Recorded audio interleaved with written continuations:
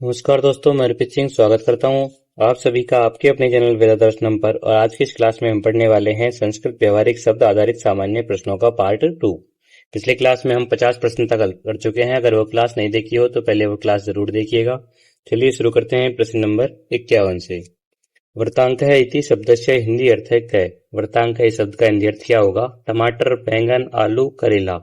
देखिए संस्कृत में जो वृतांक है उसका अर्थ होता है बैंगन, तो ऑप्शन बी यहाँ बिल्कुल सही हो जाएगा। अगला प्रश्न, प्रश्न नंबर 52। माता की नानी को संस्कृत में क्या कहेंगे? माता की जो नानी होती है उनको संस्कृत में हमें क्या कहेंगे? देखिए, पितामही, मातामही, कुल माता, मातुलानी।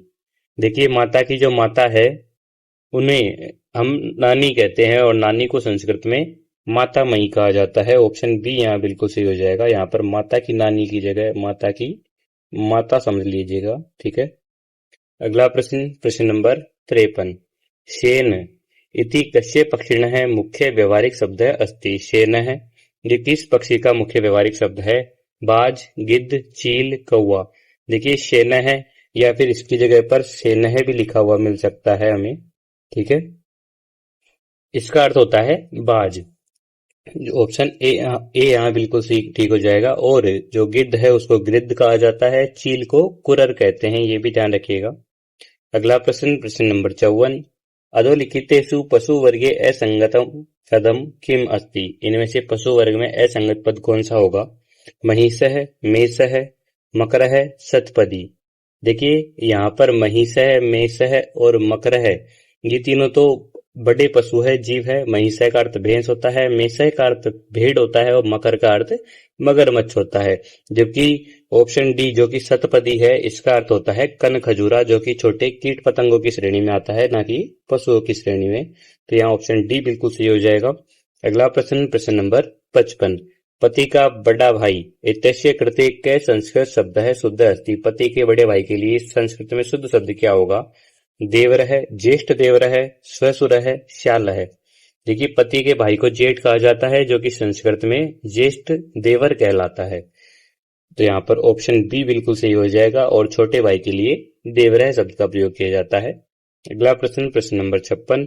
मम गृहे दुग्धम ददाति, मेरे घर में दूध देती है, रिक्त स्थानम पूर्यत। रिक्त स्थान की पूर्ति करनी है। वृषभ है, धेनु, अश्व है, शस्क है। देखिए यहाँ पर जो दूध देने वाली है वो गाय है, तो यहाँ पर ऑप्शन बी बिल्कुल सही हो जाएगा, धेनु, जिसे गो भी कहते हैं, ठीक है। उसके अलावा बैल, घोड़ा और खरगोश ये दूध नहीं देते। अगला प्रश्न, प्रश्न नंबर 57। अग्रज है इति पदस्य विलोम पदम किम अस्ति? अग्रज है इसका विलोम पद क्या होगा? अग्रजा, अनुज है, अनुजा, भ्राता। देखिए अग्रज है पुल्लिंग का शब्द है, तो इसका विलोम भी पुल्लिंग में अनुजय होगा। ऑप्शन बी बिल्कुल सही हो जाएगा। अग्रजय का अर्थ बड़ा भाई होता है और अनुजय का अर्थ छोटा भाई होता है। अग्रजा जो है बड़ी बहन को कहते हैं और अनुजा छोटी बहन को कहते हैं। अगला प्रश्न, प्रश्न नंबर 58। अजा इति शब्दस्य पुल्लिंग रूपम किम भवति? अजा इस शब्द का पुल्लिंग रूप क्या होगा? अज है, मेष है, एडक है, कुक्कुर है। देखिए अजा जो है उसका अर्थ होता है बकरी, इसका पुल्लिंग अर्थ जो है वो अजय होगा। ऑप्शन ए जिसका अर्थ होता है बकरा। अगला प्रश्न, प्रश्न नंबर 59।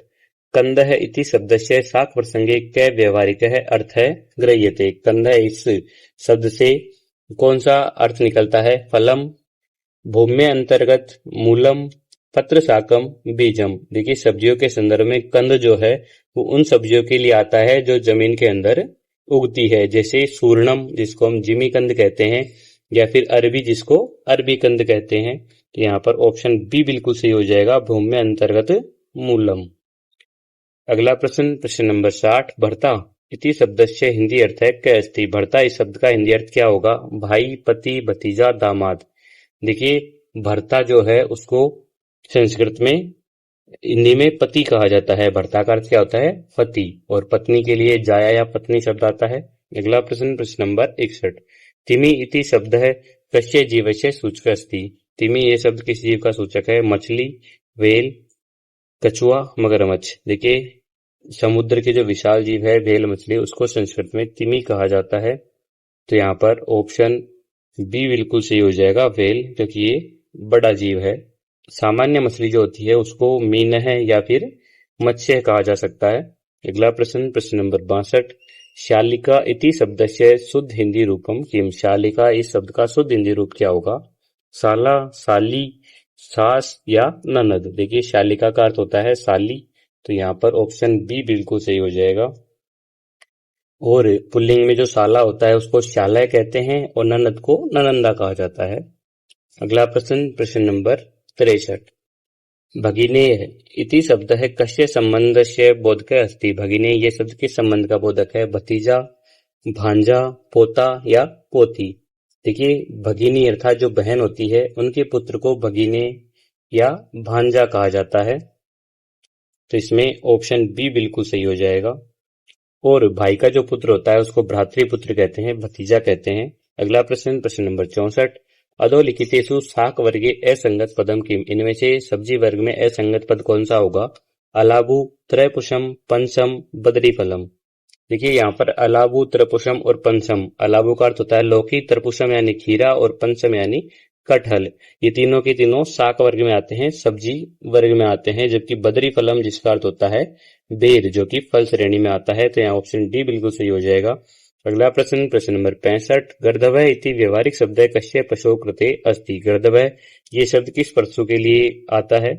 घोड़ा, बैल, गधा या ऊंट। देखिए गधा जो है उसको संस्कृत में गर्दभः या फिर खर कहा जाता है, तो यहाँ पर ऑप्शन सी बिल्कुल सही हो जाएगा, गधा। उसके अलावा घोड़ा जो है उसे अश्व कहा जाता है।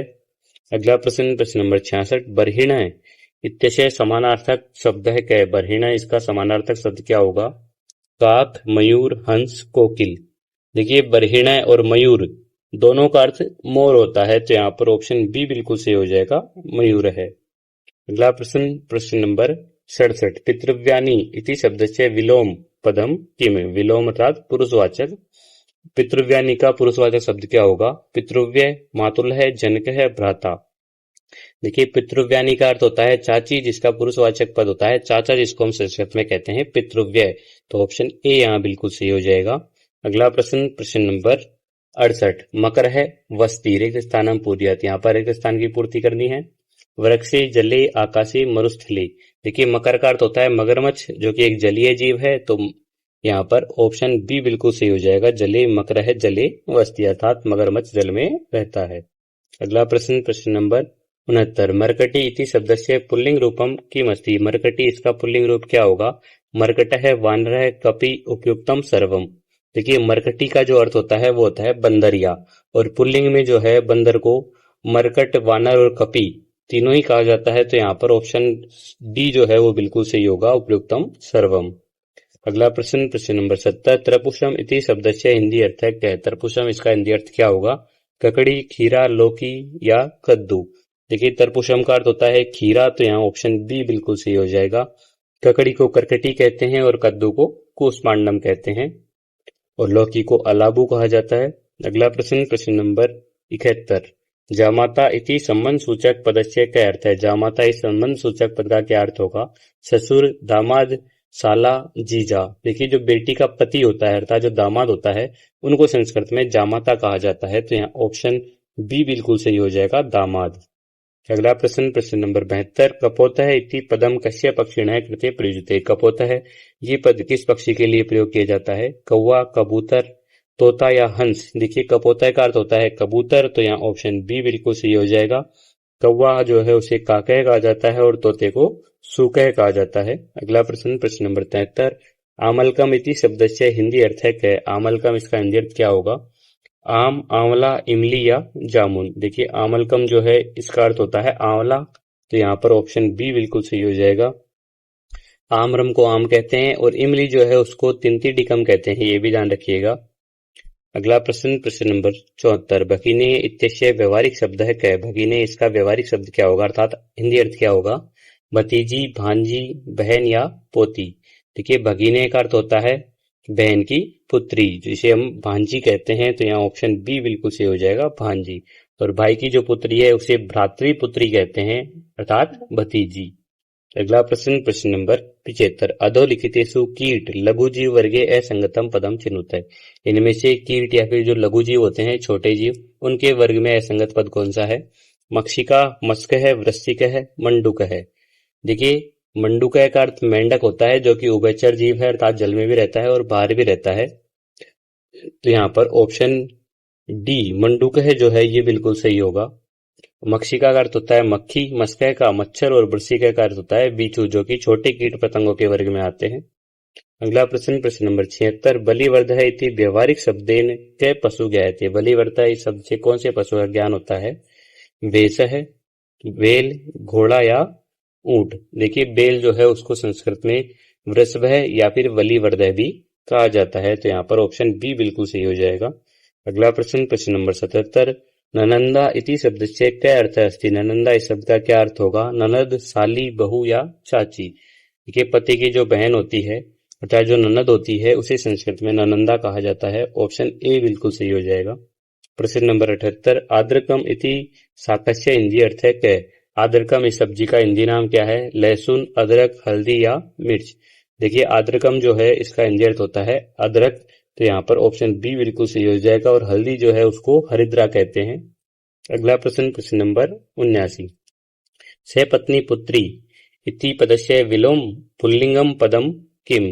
सपत्नी पुत्री इसका विलोम या फिर पुल्लिंग पद जो है वो क्या होगा? सपत्नी पुत्र, पुत्र है, कुलपति, अग्रज है। देखिए सपत्नी पुत्री का अर्थ होता है सौतेली बेटी, जिसका पुल्लिंग या विलोम शब्द जो है वो होगा सपत्नी पुत्र है अर्थात सौतेला बेटा। ऑप्शन ए यहाँ बिल्कुल सही हो जाएगा। अगला प्रश्न, प्रश्न नंबर 80, नारिकेलम इति फल कस्य फलस्य नाम अस्ति। नारिकेलम ये किस फल का नाम है? संतरा, नारियल, अनार, केला। नारिकेलम का देखिए अर्थ होता है नारियल। तो यहाँ पर ऑप्शन बी बिल्कुल सही हो जाएगा। और अनार जो है उसे दाडिमम कहा जाता है, केले को कदलीफलम कहा जाता है और संतरा को नारंगम कहा जाता है। अगला प्रश्न, प्रश्न नंबर 81, अधोलिखितेषु शुद्ध युग्मम चिन्होत। इनमें से शुद्ध युग्म का चयन करना है। पटोला है आलू, कारवेलम कद्दू, पलांडू प्याज, लहसुनम अदरक। देखिए यहाँ पर जो है ऑप्शन सी जो है वो सही रहेगा, केवल पलांडू यानी प्याज। उसके अलावा पटोले का अर्थ परवल होता है, कारवेलम का अर्थ करेला होता है और लहसुन जो है उसे लहसुनम कहा जाता है। अगला प्रश्न, प्रश्न नंबर 82, बांधव इति शब्देन क्या ज्ञायते। बांधव इस शब्द से किसका ज्ञान होता है? शत्रु, संबंधी, रिश्तेदार, कुलपति या सेवक। देखिए संस्कृत में जो बांधव है या संबंधी है उसका शब्द रिश्तेदार या फिर जो सगे संबंधी है वो होता है। तो यहाँ ऑप्शन बी बिल्कुल सही होगा, संबंधी। अगला प्रश्न, प्रश्न नंबर 83, चातकः इति पक्षी कस्य जलस्य प्रतीक्षाम करोति। चातकः ये पक्षी किस जल की प्रतीक्षा करता है? नद्या जलम, वर्षाया जलम, सागर जलम या कूप जलम। देखिए भारतीय काव्य परंपरा में स्वभाव के अनुसार जो चातक पक्षी है, जिसको जीववंची जीवक भी कहते हैं, वो केवल वर्षा की पहली बूंद या फिर स्वाति नक्षत्र का जो जल होता है उसकी प्रतीक्षा करता है। तो यहाँ पर ऑप्शन बी बिल्कुल सही हो जाएगा, वर्षाया जलम। उसके अलावा ध्यान रखिएगा स्वाति नक्षत्र का जो जल होता है उसकी भी ये प्रतीक्षा करता है। अगला प्रश्न, प्रश्न नंबर 84, लूता तंतुनाभ इति कस्य लघु जीवस्य नाम अस्ति। लूता या फिर तंतुनाभ किस छोटे जीव का नाम है? छिपकली, मकड़ी, बिच्छू या चींटी। देखिए जो मकड़ी है उसको संस्कृत में लूता या फिर तंतुनाभ कहा जाता है। तंतुनाभ का अर्थ होता है जिसकी नाभि से तंतु या धागा निकले। तो यहाँ पर ऑप्शन बी बिल्कुल सही हो जाएगा, मकड़ी। अगला प्रश्न, प्रश्न नंबर 85, कर्मर्द फलम इति कस्य फलस्य नाम अस्ति। कर्मर्द फलम ये किस फल का नाम है? करौंदा, गूलर, अंजीर, सहतूत। देखिए करौंदा जो है उसे कर्मर्द फलम कहा जाता है। ऑप्शन बी, ऑप्शन ए यहाँ बिल्कुल सही हो जाएगा, करौंदा। उसके अलावा सहतूत को तूत फलम कहा जाता है, ये भी ध्यान रखिएगा। अगला प्रश्न, प्रश्न नंबर 86, कुल माता इति शब्द से परिवार प्रसंगे क्या अर्थ है? कुल माता इस शब्द का परिवार के प्रसंग में क्या अर्थ होगा?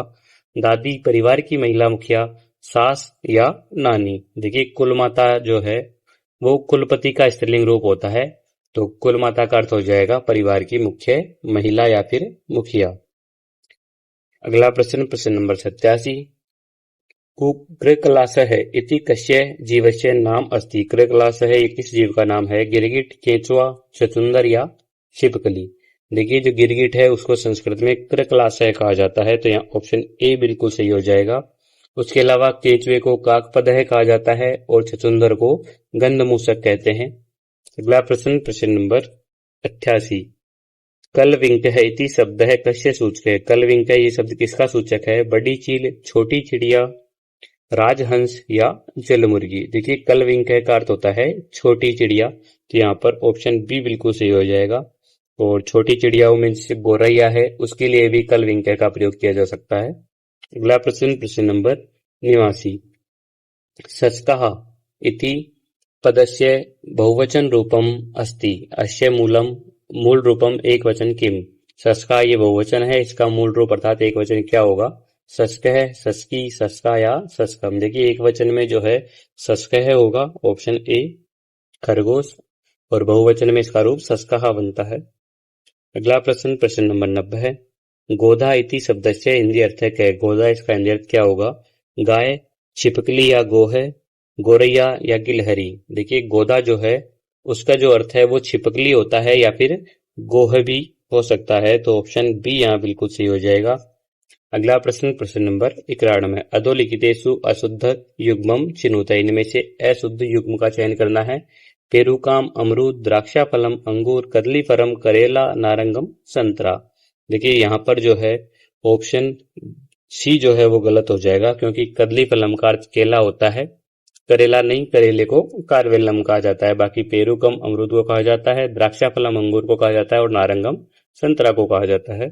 अगला प्रश्न नंबर 92 है। मातुल है इति शब्दस्य स्त्रीलिंग रूपम की। मातुल है इस शब्द का स्त्रीलिंग रूप क्या होगा? मातुलानी, मातुली, मातृ या जननी।